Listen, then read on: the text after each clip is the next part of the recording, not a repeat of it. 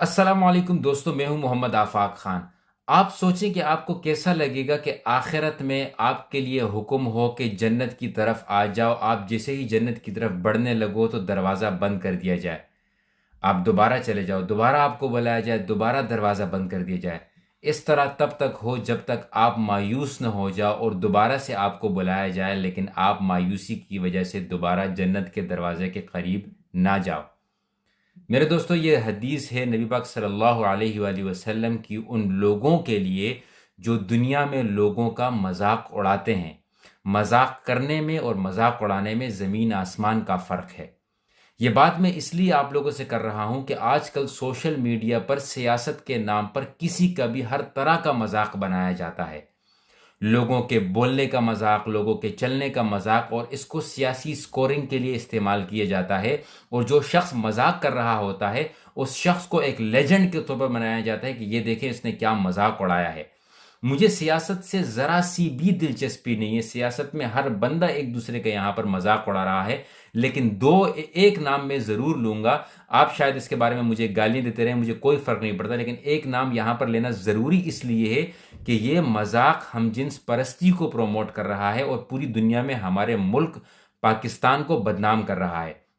आपने शेख रशीद साहब का नाम सुना होगा, जो कि प्रेस कॉन्फ्रेंस करने के लिए आते हैं तो हाथ में सिगार लिया हुआ होता है और ऐसा लगता है कि जैसे इनके गले में सरिया जा चुका है। बाकायदा तकब्बुराना अंदाज में आकर वो जब अपने प्रेस कॉन्फ्रेंस करते हैं तो एक बड़ी मशहूर बात कहते हैं। वो जो भी मुगल्लज़ात बकते हों, लोगों को मज़ा आता हो, कोई लेना देना नहीं है। एक बड़ी मशहूर बात करते हैं जिसको सोशल मीडिया पर लोग बड़ा पसंद करते हैं।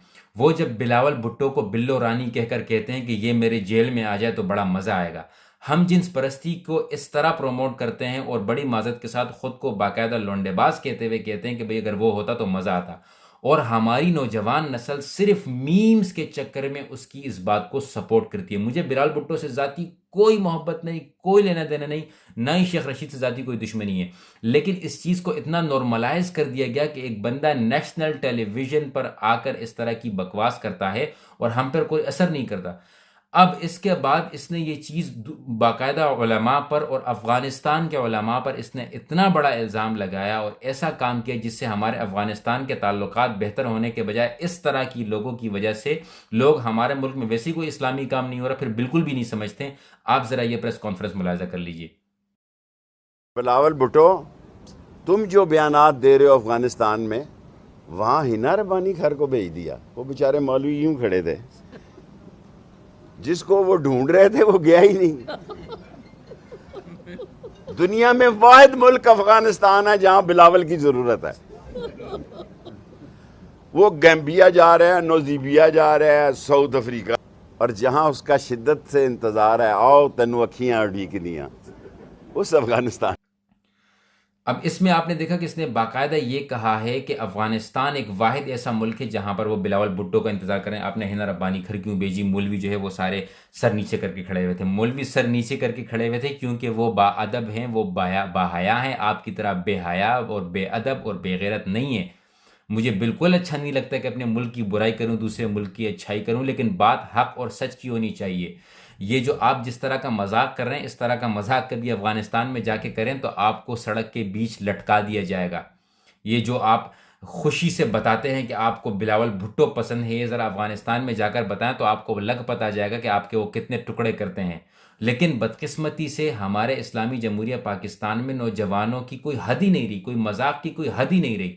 हर किस्म का मजाक बर्दाश्त किया जाता है, एज़ फार एज़ वो हमारे दुश्मन के बारे में हो, एज़ फार एज़ वो हमारे सियासी लीडर के मुखालिफिन के बारे में हो, तो हर किस्म का मजाक बर्दाश्त कर लेंगे, चाहे वो कुछ भी हो।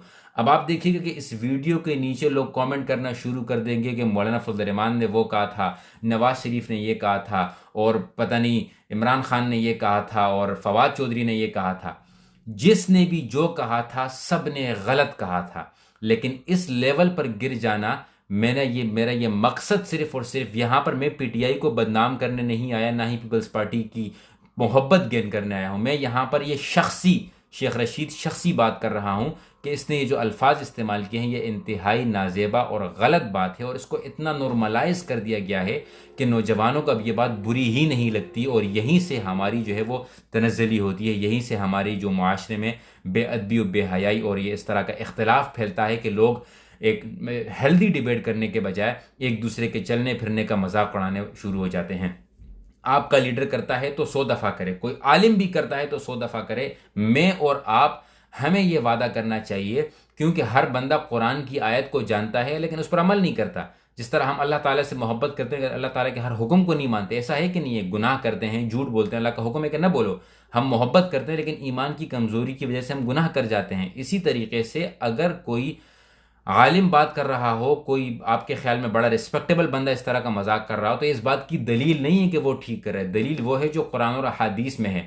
अगर मैं खुद भी इस तरह का मजाक कर रहा होता हूं तो ये वीडियो बनाने का मकसद इसलिए कि अगर मैं कल को करूं तो मुझे याद आए कि मैंने तो इसके बारे में वीडियो बनाई थी, मैं क्यों इस तरह का मजाक कर रहा हूं। तो आए आज से यह वादा करें कि मजाक करने में और मजाक उड़ाने में फ़र्क महसूस करेंगे। इसी तरीके से मजाक उड़ाने वालों को रोकने की भी कोशिश करें, इनको एजुकेट करने की भी कोशिश करेंगे, क्योंकि हम नहीं चाहते हैं कि हमारा कोई भी मुसलमान भाई आखिरत में इस तरह जो है वो उसका मजाक बने जब वो जन्नत के दरवाजे के करीब जाए। अल्लाह ताला हम सब को जन्नत नसीब फरमाए। अल्लाह ताला हम सब को हम जो है अल्लाह ताला के हुक्म मानने की तौफीक अता फरमाए, और अल्लाह ताला हम सब को शहादत की बहुत नसीब फरमाए। जज़ाकुमुल्लाहु खैरन। अस्सलामु अलैकुम वरहमतुल्लाहि वबरकातुहू।